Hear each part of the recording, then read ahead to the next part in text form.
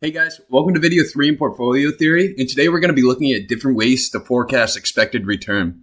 There's a lot of debate in finance from pension funds, asset managers, and what else as to whether to use the geometric or arithmetic mean when forecasting returns, and I'm hoping that this video is going to shed more light on the appropriate uses of each technique. So we're going to start by putting our statistics hats on and consider that an unbiased forecast of the terminal value requires you to compound at the arithmetic mean for the length of the investment period. However, this is going to result in an upward bias when we're compounding at the historical arithmetic return rate. And we also know that geometric means are generally biased downwards. So today I'm going to attempt to show that the appropriate compounding rate is a weighted average between the arithmetic and geometric means.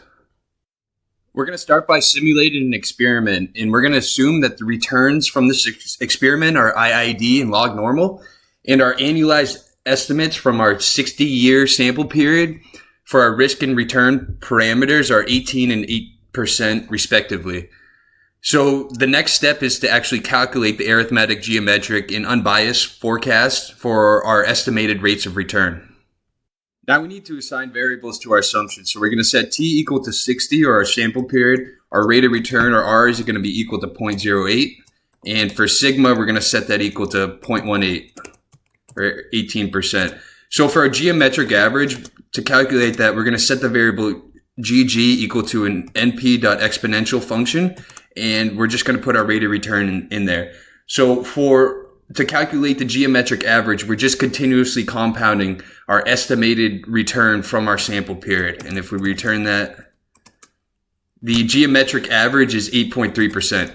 Now we're going to calculate the arithmetic average. And because we're dealing with log normal returns that are IID, we know that the expected value of a stock at t plus 1 is equal to the stock at time t continuously compounded at the average or mu plus 1/2 the variance. So to calculate this, we're going to say np.exponential, just the same way you would calculate the geometric average. We'll put in the rate of return there, but then we're going to say plus 0.5 times our sigma or standard deviation squared, which is going to give us the variance. And you can immediately see that the arithmetic average is greater than the geometric average by 1/2 the variance. Now we're going to calculate the most precise and unbiased estimates of our expected return, but first we need to define the holding period, and that's going to be equal to a NumPy array and then parentheses, brackets, and we'll say our holding period is 1 year, 2 years, 5 years, 10, 15, and 20. And the holding period is different from our T or sample period because the holding period is the duration that we'll be holding our investment portfolio, while T is equal to the sample period or the time duration from which our parameters of risk and return were calculated. So now we can calculate the unbiased estimate, and it's very similar to the arithmetic average. So we can just copy this code down. And instead of it being the arithmetic average, there's an adjustment factor that is 1 minus h divided by t.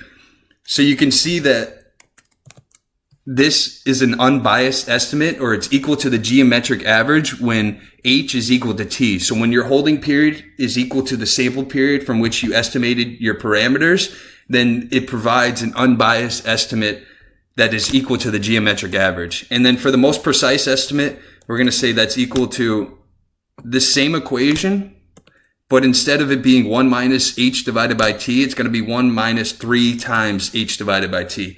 And now this provides an unbiased estimate when the holding period is 1/3 of the sample period.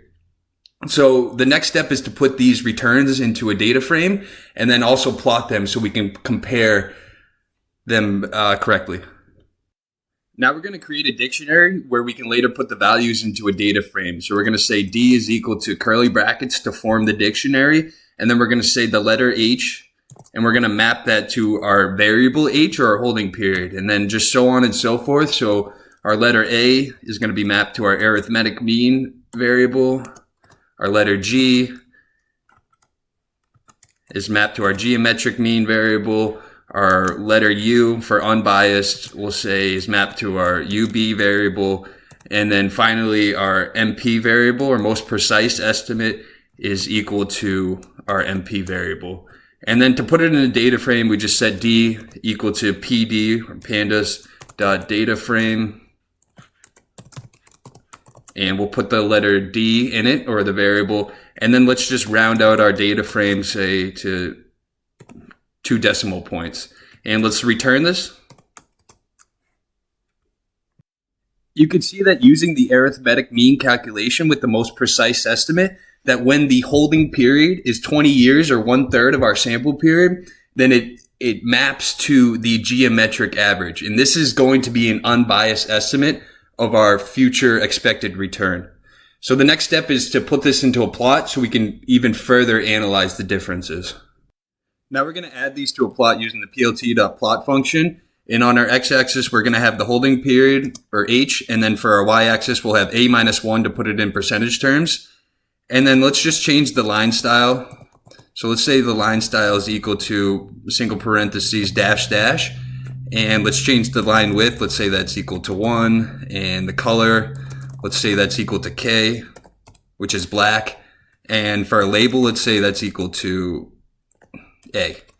And for the geometric average, we can simply just copy this code down.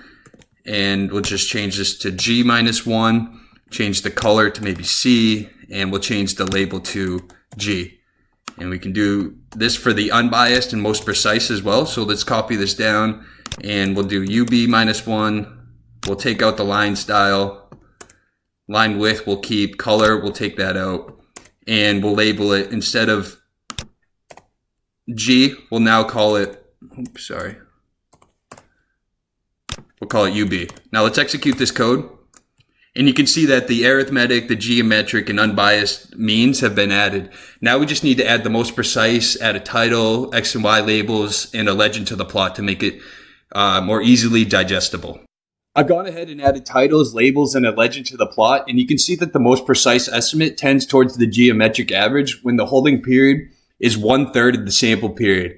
Now, this is the best estimate of future returns, as it's a weighted average of the geometric and arithmetic means based on the ratio of the holding period to the sample period.